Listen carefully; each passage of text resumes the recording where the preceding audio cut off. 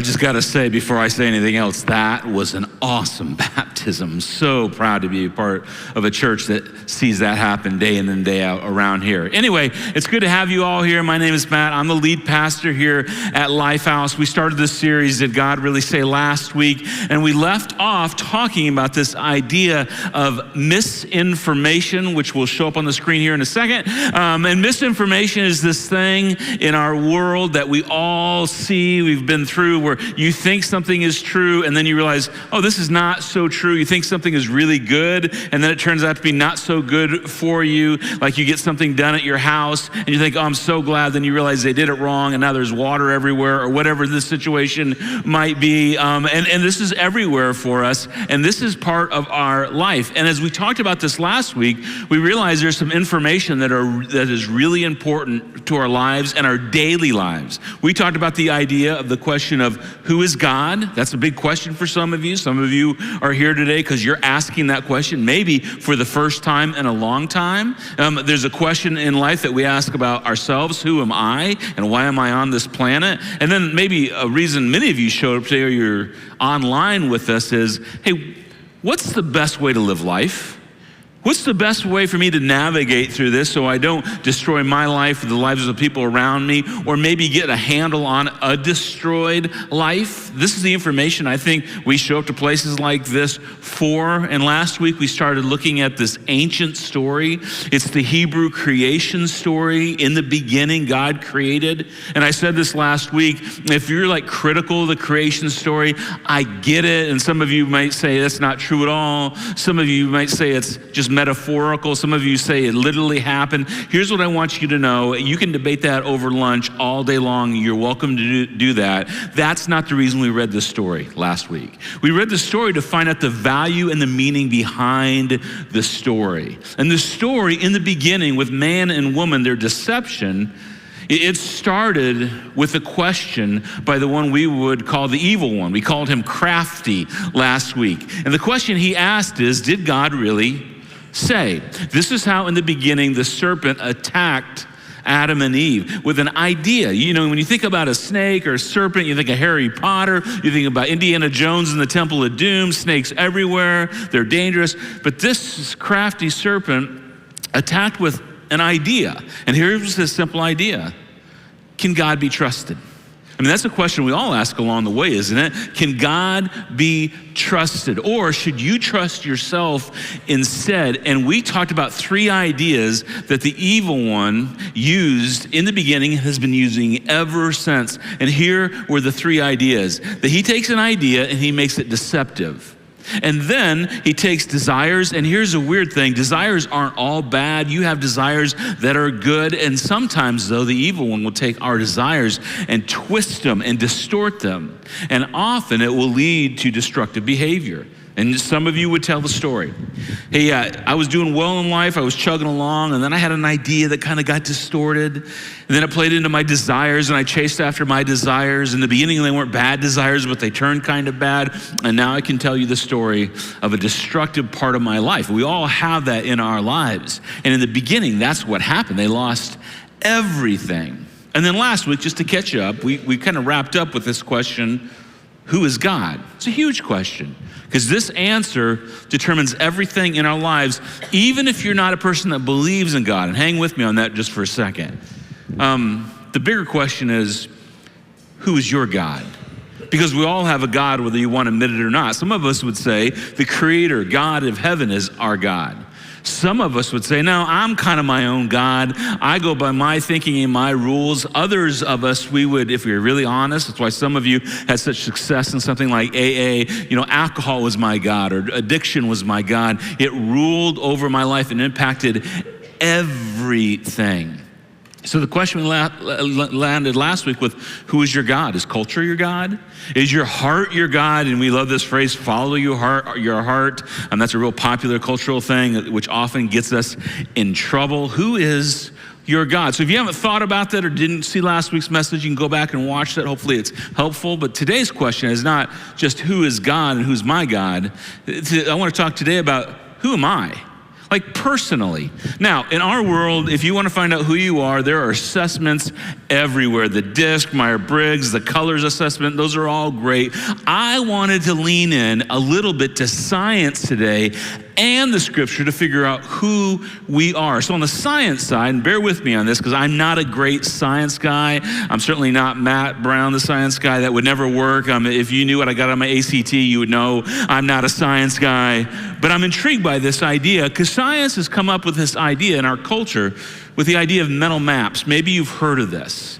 Mental maps are the way that we think and we see the world that develop when we're young. And what develops us in our brain is our experiences. It shapes our worldview, how we see people, how we see ideas, how we see politics, how you interpret things. It's your decisions and the consequence of your decisions that shape our mental maps. It's the people that taught you growing up at home or at school. It's your good experiences and bad. It's the models that you watch in the athletic field. In fact, you need to know this as an adult, and this is true for our children today. There's about 10,000 messages that we receive every day through social media, the news, teachers, friends, our own thinking that shape our mental maps. Now, there's a problem with that, and I want you to pause about that. We get 10,000 messages into our brain every day. That's a lot of messages. And scientists have discovered a problem with this. With 10,000 messages, we're not always paying attention to all the messages. And think about your kids. They're getting all these different messages from every angle. I have a friend that always says, listen, your kids are being discipled or taught about life, whether you're teaching them or someone else is teaching them. They are being discipled one way or another. It's happening every day. 10,000 messages they're hearing. So it's not paying attention. The second trouble is we're not thinking critically about all these messaging because there's implication of what we hear and how it affects us and how we adopt ideas without thinking through them critically. And lastly, the problem is we're not being real intentional. Like, what are we listening to? What are we putting into your brain? And this isn't even a religious thing. It's just something you know that you should pay attention to, and so should I. And some of us, it's not just these new ideas. Some of us have old toxic ideas. Like maybe you had a parent or a grandparent who was just full of anger, and that idea of anger is okay for your life, and it's just kind of made you an angry person. Have you ever considered that maybe that's a toxic idea that needs to go away? Maybe somehow you fall in this idea of racism, another culture, people that look different than you, like they're not as good as you. You never say that, but that's where your go-to is, and you've just kind of adopted it in your thinking, and it's in your mental maps, and maybe I need to let go of that. I love something that Blaise Pascal, a mathematician and a philosopher from a few years back, said. I think this is such an interesting observation. Blaise said, people almost invariably arrive at their beliefs not on the basis of proof, but on the basis of what they find attractive. This is such a fascinating insight. The question is not, hey, is that true?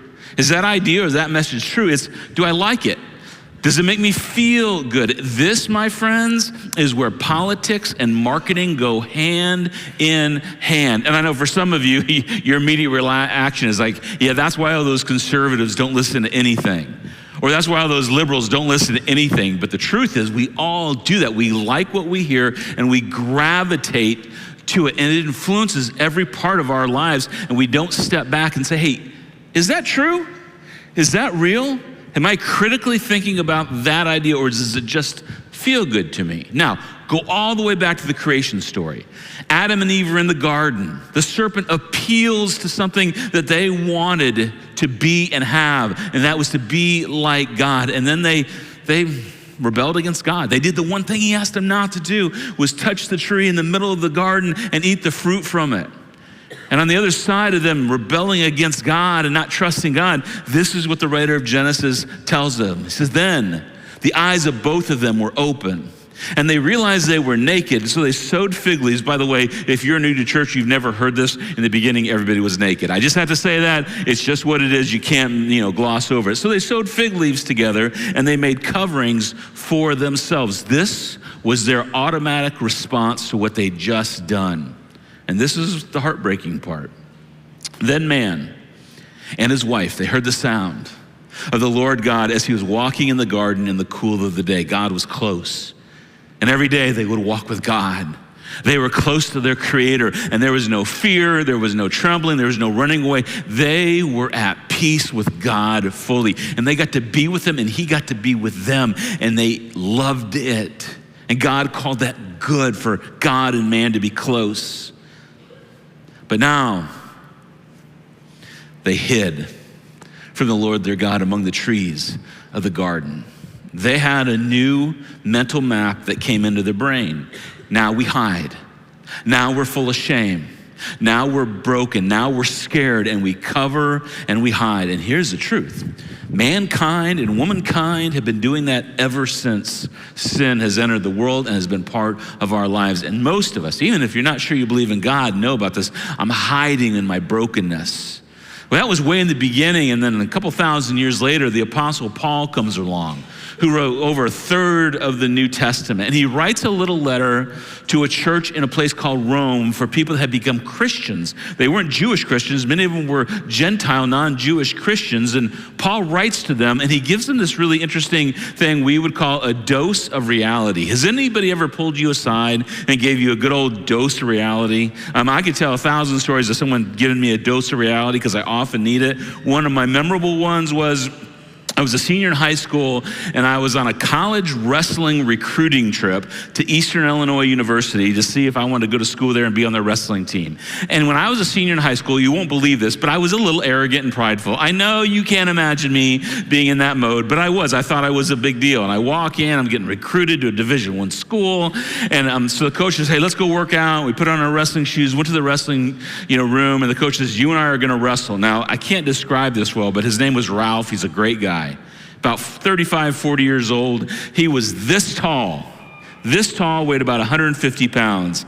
I was a 190-pound wrestler, and I walked around at 205. And I thought I was something to behold. Like when I walked in a room, I'm like, you know how good I am at this sport? And he said, let's wrestle. I'm like, what are you gonna do against me as I looked down at him? What I didn't realize is he was on the Olympic team and wrestled in the World Nationals and all these things. And we began to wrestle, and he took my 205-pound frame, put me on the ground, and jumped on my back and went spider monkey on me. I mean, just like spider monkey. If you've ever had someone do that, it's awful. And he wasn't trying to win anymore. He just said, I'm just gonna hold on to this big gorilla's back and see what happens. And do you know how, like on your phone, when you're using the GPS and you're traveling, the battery just begins to die and die and die. After 30 minutes, my battery was gone, and I couldn't breathe, I couldn't move, and I couldn't get the spider monkey off my back. I was so frustrated. Till finally I worked up the strength. I stood up, and he's hanging on. I go to the door, he's hanging on, out the door into the hallway where it's all concrete and tile, thinking, I'm just gonna fall over and hopefully he cracks his head open and passes out, and I'll get loose from this crazy maniac. And he let go, right? And then he looks at me. He said, hey, this is the way it is here. If you come here, come prepared for this every day. Dose of reality. And I went like an idiot. Anyway, I tell you that because there's just those times in our lives that someone just speaks to us in a way that we hear so clearly. This is what Paul's doing to the Roman church when he says, hey, come here, I'm grabbing you by the neck. Therefore, I urge you in view of God's mercy. Brothers and sisters, in view of God's mercy, this is a mental map I want you to have, that at the center of your thinking is that God has been merciful to you. He loves you in the past, he's merciful and loves you now, and he'll love you forever in the future. Keep this at the center of your thinking. In view of God's mercy, offer, this is a big ask, your bodies as living sacrifices, holy and pleasing to God. This is your true and proper worship. And in those days, sacrifice was everywhere. They sacrificed animals, they sacrificed things. They often burnt them on an altar, whether it was a Jewish religion or pagan religion. Sacrifice was everywhere. But Paul says something brand new. Here's your best shot at living with God. Give your whole life to him. Every day you wake up, a living sacrifice. And what drives that is God's mercy and love for you. What drives that is what God has done for you.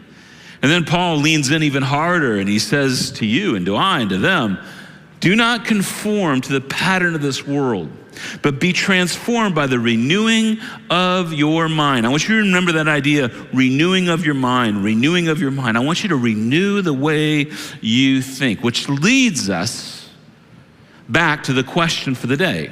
Who am I? Because when it comes to transform your mind, who am I leads to two different paths and avenues. It's the choice to be conformed or transformed.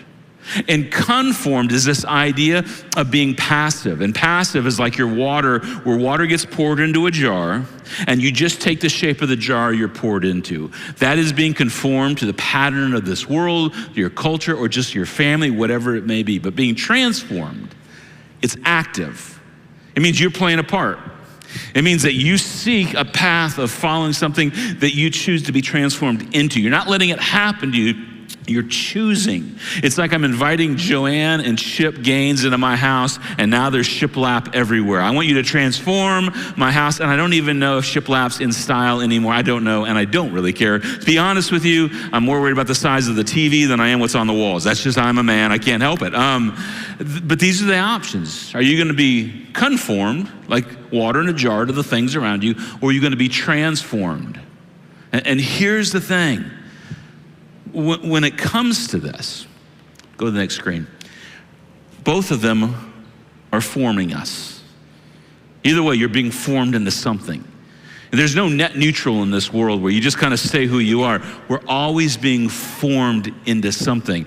This idea of spiritual formation, if you've hung around the church world, it's this idea of being formed in the image of Christ. Now, that's the spiritual side. Here's what you need to know, back to science for a minute. Science has been trying to figure this out and mental maps for a long time around the idea of the mind, next slide, soul, and body. Science has been trying to figure out, we love science, we think science is super helpful, especially when we think about God, how this all works. And so if you think about the mind in our brain, it's our thoughts. If you think about the soul, it's the immaterial part of our lives. We're going to talk a lot about that next week, so come back. And then the body is our physical part about that. Now, what's interesting is, decades and decades ago, people in the science world question, so does the body lead the mind, or does the mind lead the body? And a lot of people thought the mind was just hardwired.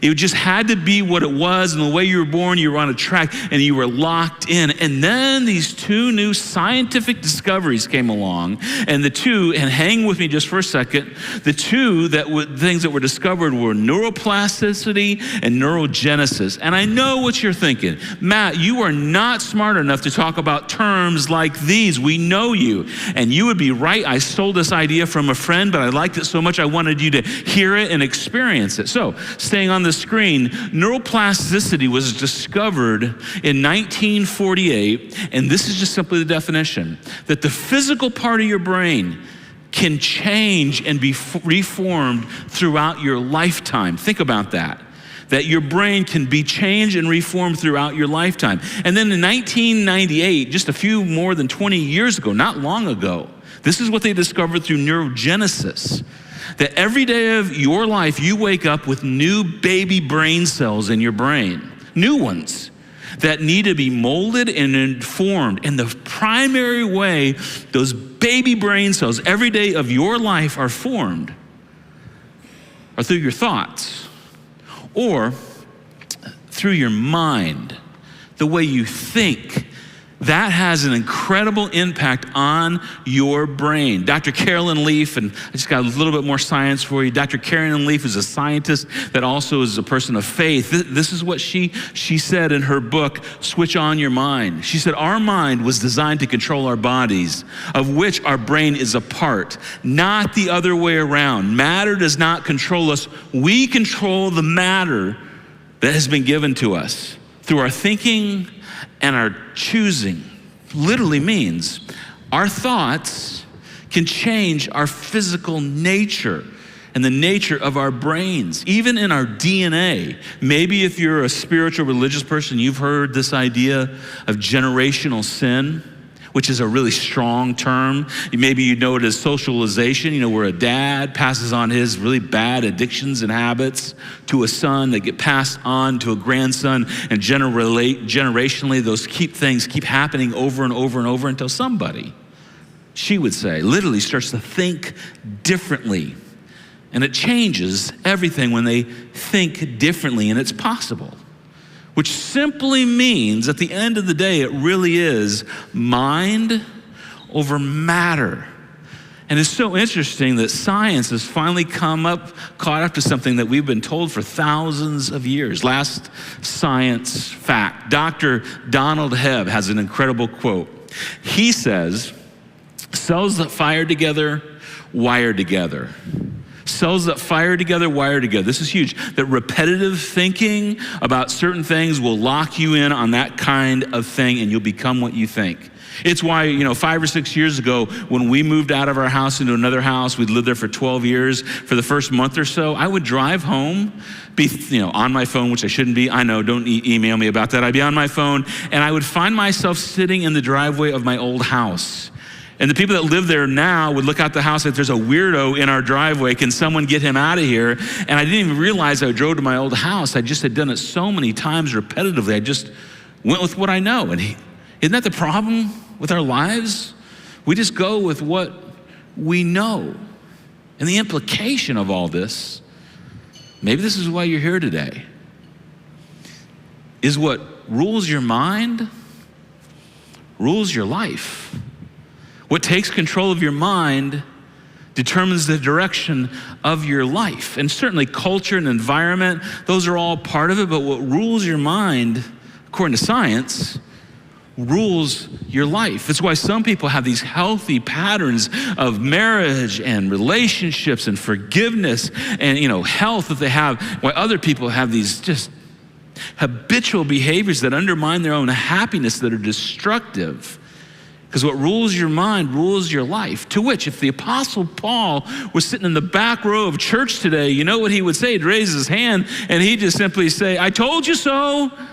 I told you so, the renewing of your mind. And if Solomon, King Solomon, from way before Paul was in the room, he'd raise his hand and go, not so fast, Paul.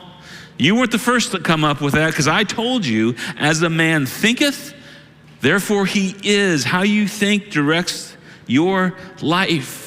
Isn't that interesting? Like somehow, what we were told a couple thousand years ago, science is like, yeah, that's kind of how it works. And I wonder, maybe, for many of us, if that's why when Jesus showed up on the planet, he showed up as a rabbi.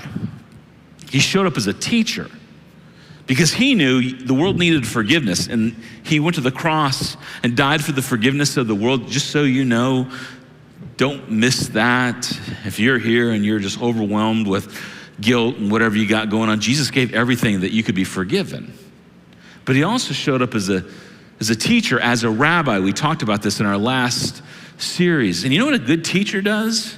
A good teacher is an informational guide to developing mental maps of reality or truth. That's what reality is. It's just what is truth. And I think when Jesus showed up, he wanted the world to be forgiven, but also see the way he saw and the way God sees and what's good for you and me and for God's children. It's why Jesus would simply say, the truth, reality will set you free. So back to who am I? It's a big question.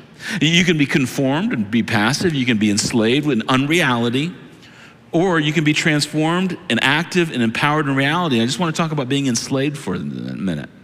You see, enslavement comes when we believe the lies that trap us. And, it's hard to see in ourselves, but we could all tell a story of someone that's been enslaved in an unreality, and now it just kind of owns them, and it's a way of thinking. And we can't get out of it. We can't shake it. And it's so hard. It's why for other people, we'd say, I don't want to be a slave. I want to be empowered by what is true. And apparently, if you believe what is true, it changes the direction of your life. Have you ever had one of your kids walk in the room and go, you know what, I'll never be fast. I'll never be fast. I'll never be fast. And we're like, hey, don't say that, because that's like a self-fulfilling prophecy. If you tell yourself that, you probably will never be fast. When I was younger, I'd say, I'll never do well in math, and I'll never do well in math. And guess what? I've never done well in math. I never have. It's a self-fulfilling prophecy. But what about other things that are more important? I'll never have a good relationship. I'll never have a happy marriage. I'll never be faithful. I'll never be consistent. I'll never be able to work hard. We start telling ourselves those things, and we just follow that line of thinking for some of you. And this kind of breaks my heart, just so you know. I woke up at 5 o'clock this morning thinking about this for some of you. What you've told yourself for a long time, and you wouldn't say it out loud, is, listen, I'm unlovable. I'm unlovable.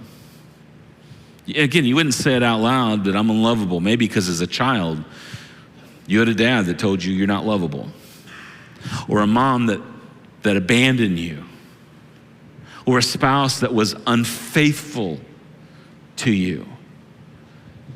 And you've covered it with other things, or I've covered it with other things, but really at the core, you believe this lie that you're unlovable. And it's repeat, mental maps, and your thinking has been conformed to, I'm unlovable. And then what happens, and you've seen this in your own life, other people's lives, our behavior follows. Well, if I'm unlovable, then I might as well live like I'm unlovable and just do whatever is degrading to me. And you can define that yourselves. I'm unworthy and I don't feel like I'm worthy. I'm unlovable. So who cares anyway? I'm just going to do it, whatever makes me feel good. And then the world would come along. And when you feel unlovable, you feel kind of down on yourself, you know what the world says? Well, then you just ought to treat yourself, just treat yourself. Whatever makes you happy, so buy a better house, which there's nothing wrong with a better house. We moved into a different house 5 or 6 years ago, and that was okay. And the silly things like, go into debt and buy an expensive car, that'll make you feel better. Switch jobs, get a promotion, and then maybe it gets more serious, switch spouses. And then switch spouses again, or move in with another woman or another man, because that'll make you happy, have, more sexual experiences, a variety of sexual experiences, that'll make you happy. Or have a surgery, a little nip here and a little tuck here, that's gonna get there. You're over 50 now, let's get some nip tuck going, because if you look better, you'll feel better. And those are all things that, truthfully, let's just be honest, make you feel good for a little while. They just do. And then you're back to right where you began. And here's what we discovered. Our lives aren't changed from the outside in. They're typically changed from the inside out. And that's where the father of lies comes into play. Because the father of lies comes in and he whispers in our ear. The father of lies that came to kill, steal, and destroy. And so if we go back to the who am I, and we're conformed and enslaved, and we listen to the father of lies say, you're not loved. You're not worthy of love. You're not worthy of being treated with respect. You're not worthy of being a child of God. And we just go, yep. And I'm right back to I'm enslaved in that line of thinking. And right now, here's the temptation for me, and I'm sure it is for some of you. You're thinking about somebody that's enslaved to these lies. So pray for them. Speak into their lives, love them well. But right now, in this moment, it does no good to think of them. Because the truth is, we all have lies we buy into in our lives. And Jesus came and said, the truth will set you free. And as opposed to the father of lies helping us find our mental maps and being transformed in our thinking, Jesus came along and said, be transformed, because I am the way to health and life and love to the fullest. I am the truth to reality, how things actually work. And I'm life. And I want you to have life, not just an eternity. We're just not circling the drain, waiting to die to go to heaven. He wants us to have life now, not ease life, not have everything we want, but to have a full life in our heart. So here's the question. Which one's forming you, the father of lies or the one that came to set us free? Have you ever thought of that question? And you may be asking that question, which one am I listening to? Which one am I paying attention to? Which one has got me on a track? And the easiest way to define that who you're listening to is who has your attention. Who has your attention? What rules your mind? And I don't want to be real pastor and churchy on this, but this is where we ask the question. I ask myself and my kids, so what are you listening to? What podcasts are you listening to? What are you reading? What are you binge watching on Netflix? And I'm not against a good binge on Netflix, but if you fill your mind with certain things, that's where your mind and your heart goes. Who are you tracking on social media? What has your attention that's shaping your mental maps and dominating your thoughts? What voices are you hearing right now? Maybe for some of you, what voices still resonate in your brain from your past? You know, this is where the man that wakes up every day and thinks, if I don't achieve, because my dad told me I have to be an achiever, and if I don't achieve, I'll be a loser. Maybe it's time to say that voice needs to settle down in my heart, my mind.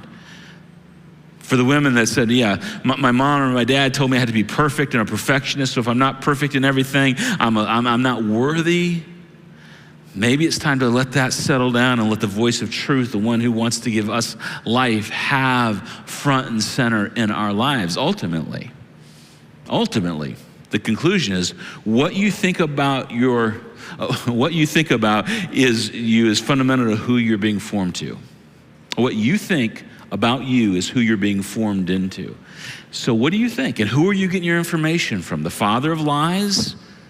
Or God, who would call you his child? Who's your authority? Who are you identifying with this week? Who has the final word about who you are that you're taking your marching orders from? And maybe it's your title you're taking your marching orders from. My title, my importance in this world, my net worth, whatever it is. What if that's not true and God wants to call you into something better? And it's a reality that the enemy would love to have you miss today. Because this is what the enemy would say. He said it all the way back in the beginning. He just simply said, did God really say? Did God really say, Eve? Are you sure? Can he be trusted? And for you, maybe it's this. Did God really say that you're loved? Really? You know, God knows what you did last week. You think God loves you? God knows what you did last night. And here you are sitting in church, or you're tuned in online. Do you think he loves you after what you did last night? You've been living like you don't even know God. Do you think he still loves you? And that's when you have to lean in with a ferocity and an intentionality and say, yeah, God really did say he loved me. And I'm finding it kind of hard to believe right now, but I'm going back to, he said that about me. When the enemy, whoever your enemy is, says, did God really say you're forgiven? He knows what you did in college. He knows what you did in your first marriage, your second marriage. Do you really think you can be forgiven from that? Yeah, he really said that about me. I can be forgiven. And I'm choosing his truth over your truth, because your truth, you say to the enemy, your own flesh, culture, is not what is true. It's unreality. And I will not be formed to that. I'm going to be transformed. Did God really say that you could be a new creation, that the old is gone, that the new has come? Yeah, God said that when I put my trust in Jesus, I was brand new. Did God really say that you could be free? Did he really say that? Yeah, he's told me that. That the shame and the guilt of my past could be gone once and for all. And every time it creeps back up, I just have to remind it, I'm free. God said that about me and to me. Did God really say that you could overcome your addictions and your habits and your hang-ups that are so big that people say you can't be anything different? You know, God really said, he really said I could overcome all things through him and with his power. Did God really say you're valuable? Yeah, so valuable, he gave his son for me. Did God really say there's a hope and a future for you? Yep, so I'm hanging on with both hands. Did God really say that you should follow Jesus and you're invited? Because you know what Jesus is going to tell you. He's going to tell you to deny yourself, to lay down culture and your wants for his wants. Yeah, he said, follow him. And it's the best life where full life actually happens. If you're a follower of Jesus, sometimes you just got to remind the enemy, whoever that enemy is to you. Now, this is what God said. And if you're not a follower of Jesus, you're simply invited to come into his reality, which there's so many people here that would tell you it's the best reality there is, because the choice is always this. The choice is always, who am I? And am I going to be conformed and passive? Do I really want to be a slave to what's not true? Do I really want the father of lies shaping my mental maps? Do I want to be transformed and have an active path where I'm empowered by truth and the path of truth for what's best for this world and the next to come? And am I willing to consider that maybe Jesus really could be the one that rose from the dead to prove he was this very thing, the way and the truth and the life? That's the choice.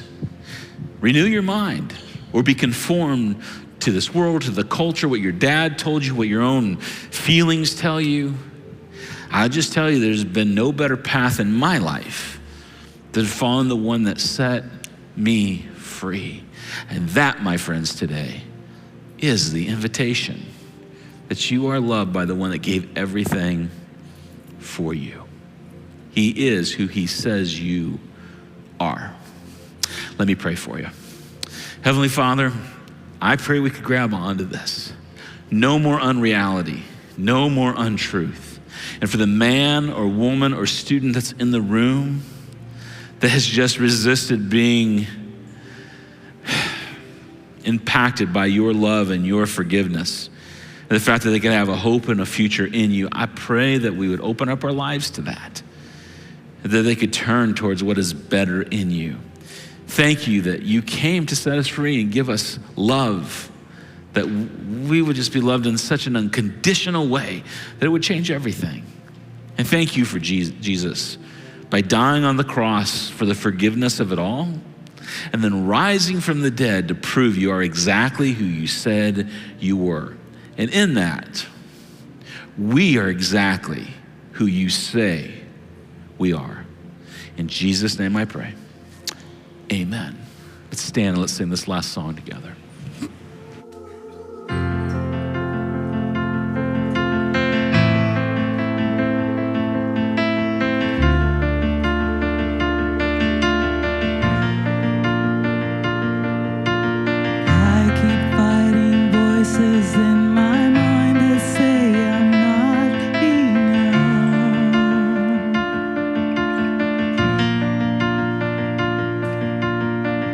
Every single lie